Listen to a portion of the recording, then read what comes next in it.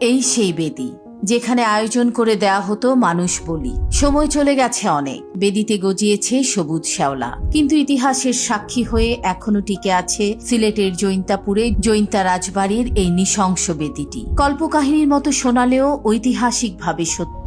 বছরে একবার মহা আয়োজন করে জৈন্তা রানী এই রাজবাড়িতে দিতেন মানুষ বলি। বলি হওয়ার জন্য বেছে নেওয়া হতো কোনো অপরাধীকে, অথবা মানুষ ধরে আনা হতো আশেপাশের কোনো রাজ্য থেকে। দেবতা তুষ্টি ছিল এই বলি দেওয়ার কারণ। মানুষ বলি দেওয়ার বেদিটির সামনেই আছে একটি ঘর, যে ঘরের ভেতর এখনো রয়েছে রানীর বসার আসন। প্রয়োজনীয় ধর্মাচরণ যজ্ঞ পূজা সেরে এসে এই আসনে বসতেন রানী, আর তার পাশে থাকতো কালী দেবীর একটি স্বর্ণের মূর্তি। দরজা খুললেই দেখা যায় মানুষ হত্যার বেদিটি। জৈন্তা রানী এই আসনে বসে সরাসরি দেখতে পেতেন মানুষ বলি দেওয়ার এই নৃশংসতা। এখানে বসেই হুকুম দিতেন রানী, আর তার সাথে সাথে পুরোহিতের খড়গ এসে পড়ত মানুষটির গলা বরাবর। ব্যাস হয়ে যেত বলি। বেদির এখানে নরবলি হওয়ার পর রক্ত এসে গড়িয়ে পড়ত ওই কুয়ায়। কাটা দেহ আর মাথাও ফেলে দেওয়া হতো কুয়াতে। কুয়ার সাথে নদীর সংযোগ থাকায় সবকিছু চলে যেত নদীতে। রাজবাড়ি বলতে এখন টিকে আছে